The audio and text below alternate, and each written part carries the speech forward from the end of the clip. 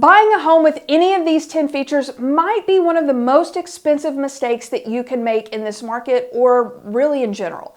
I've been selling real estate in Atlanta for years, and I walk homes with buyers every single week, and I can tell you firsthand, the features that we are going to discuss in this video come up time and time again. And as a result, these homes, they sit on the market for a lot longer, and ultimately they end up selling for a lot less than the same type of house in the same neighborhood. And they check a lot of the buyers' boxes, but these features keep buyers from making offers on those properties. And if you're someone who's actively shopping right now, or maybe you're just starting to think about buying, you need to watch this video, because falling in love with the wrong house before you understand what you're looking at could cost you tens of thousands of dollars when it comes time to sell it. The first feature that I want to talk about is sloped driveways. And this one comes up all the time in Atlanta because, well, we live in a hilly city. A sloped driveway sounds like a minor thing until you start thinking through what it means day to day, or even worse, maybe you start living in it day to day. Things like accessibility concerns, if you have older parents that come to visit, just getting them in and out of the car. If you have young kids to worry about. Buyers thinking about aging in place worry about it. And unlike a dated kitchen, a driveway is not something that you can just update for $30,000 and move on. It becomes a permanent objection. And a lot of buyers will rule a home out before they even schedule a showing based on photos alone. And I cannot tell you how many homes that I have pulled up in front of with my buyers, and they see a driveway that goes like this that wasn't really that clear in the pictures, and they ruled the house out even before we walked into the door. The second feature is power lines. This is one of those features where perception matters just as much as reality. Even if the home is perfectly safe, and oftentimes it is, some buyers are going to have concerns, and there is nothing you are going to be able to say to talk them out of it. Power lines affect resale in a few ways. Visually, they show up in every photo and they dominate the view from the backyard. And then there's just the psychological piece. Health concerns. Even if that's not well supported by data, it is real in buyers' minds. And you can't fix it, and the only thing that you can do to overcome that objection is by price. The third feature is backing up to a busy road. And this is one that is probably most consistent in resale challenges that I see here in Atlanta. We have a lot of neighborhoods where streets back up to 285 and Piedmont and Ponce. And it all sounds great until you're trying to enjoy your backyard. And when you're trying to sell it, buyers walk out to that backyard, and that's all they hear. They hear the noise, the headlights at night, the lack of privacy. And even when you tell them that you'll get used to it, which is probably true, they're not convinced in the moment. The problem is the permanence. Traffic patterns don't improve over time. And that backyard should feel like a retreat, and it just ends up feeling exposed.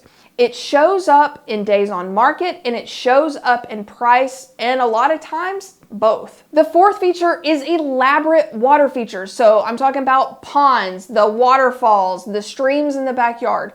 Homeowners love them, but they tend to be very polarizing when it comes time to sell. Parents with young kids see a safety hazard. Most other buyers see maintenance. And because they're expensive to remove and not cheap to maintain, they end up being more of a negative than a selling point. In real estate, anything that divides opinion limits demand, and limited demand limits your price. The fifth feature is garage to main level staircases. This is a layout issue that is very common in Atlanta. You see these a lot in townhomes or new construction houses. This is where you pull into the garage and it's on a lower level, and then you get out of your car and go upstairs to a main living area. And then you find yourself hauling groceries, you're trying to get strollers, sports gear, everything else up a flight of stairs. And what's interesting about this is that buyers don't complain about stairs going up to bedrooms. In fact, a lot of times that's expected. But carrying day-to-day life from the garage is a different experience entirely. And frankly, I think it just wears on people. It rules out a lot of families with young kids and buyers thinking about aging and staying in the house long term. It's a real buyer pool problem. All right, the sixth feature is a spiral staircase. In pictures, they look really cool. And maybe when you go into a cool loft in Atlanta and you see a spiral staircase, you go, oh, that's neat. But at the end of the day, in reality, nobody loves these. Not young buyers, not old buyers, no one.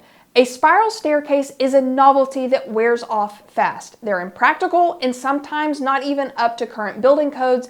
And because they're usual structural, they're not easy to replace. They tend to stay as a permanent objection rather than something that buyers are willing to overlook.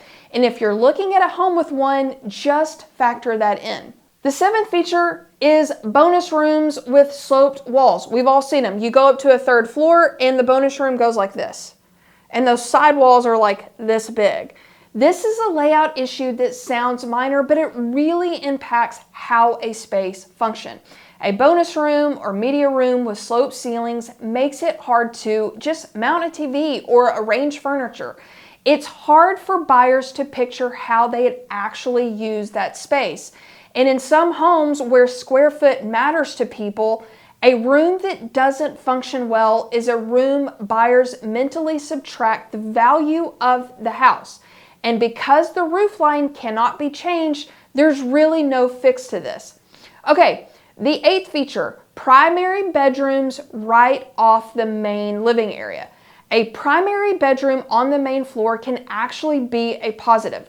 A lot of buyers actually want it, especially those thinking about aging in place or just avoiding the stairs all the time. But there's a big difference between a primary bedroom that's thoughtfully separate from the main living area and one that opens directly off of the living room. Buyers want their bedrooms to feel tucked away, private, quiet. And when it feels like it's on display right next to the kitchen and the noise of the TV in the living room, that's a hard thing to overlook. And because moving walls is a major renovation, most buyers just move on to the next house. The ninth feature is a lack of storage. Now, this one doesn't always jump out on a first showing, but it becomes obvious the moment buyers start imagining actually living in the house. Where do the coats go? Where does the holiday stuff go? Even beautifully finished homes start to feel stressful when there's nowhere to put anything. And adding real storage, and I'm not talking about a shelf in a closet, but actual storage means reworking walls or taking space from somewhere else, like maybe a backyard that's small, and they start thinking, oh, I've got to add some sort of shed back there. It's got to be heated and cooled for my stuff. Buyers know that and they won't want to take on the project and they will move on. All right, number 10, an awkward front door placement. Most people come and go through a garage or maybe a side carport door every single day. But buyers still want a front door that feels intentional and really just kind of makes the home feel welcoming when you pull up to it. And when the main entrance is maybe a side door, it makes it feel like it's more for deliveries and not guests. First impressions matter in real estate probably more than anything. And a strong front entry signals that this home is welcoming. And one of the worst things I think a home can have is when you go up to the house and then there's like 2 or 3 doors and you don't know which one to knock at. You don't know which one you're going to enter through. It just kind of makes it feel awkward. So when a buyer is coming to look at your house and where first impressions mean everything, it just kind of gives them an underwhelming feeling. And I feel like that feeling follows them inside. And I don't think any of these features makes a home unsellable. I just think you're going to have to make up for these things when it comes time to resell. You're going to have to make up with it in price. And for the right buyer, it won't matter at all. But when you're buying a home, especially where we've seen the market shift and days on the market are stretching out, you want to go in with your eyes open. And the best time to think about resale is before you actually buy, and not when you're already in the home and you're thinking about selling, or maybe just 3 weeks into the contract process. Really think about that and talk these points through with your agent when you're first looking at these houses. Okay, I drop new videos every single week with information like this that I feel like buyers and sellers should know, but they don't always get told about. So subscribe and you're always ahead of it. Thank you so much for watching, and I hope to see you on the next one.